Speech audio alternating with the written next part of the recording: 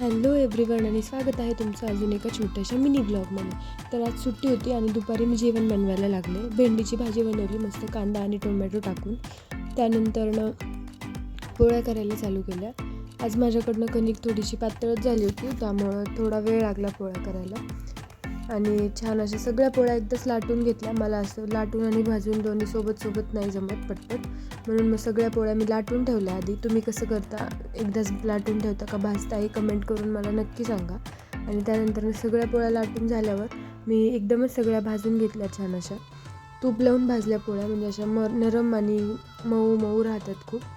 त्यानंतरनं मला खायचा होता गुळाचा शिरा. तर मी गूळ घेतला होता आधी, पाण्यामध्ये उकळून घेतला गूळ टाकून थोडंसं 2 मिनटं. त्यानंतरनं छान तूप टाकून रवा भाजला.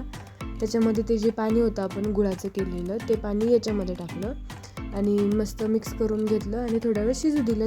झाला आपला गुळाचा शिरा तयार. आणि हे जेवायला होतं आज भेंडीची भाजी, पोळी आणि गुळाचा शिरा. जेवण कसं वाटलं हे कमेंट करून नक्की सांगा. भेटूया नेक्स्ट ब्लॉगमध्ये. तोपर्यंत बाय.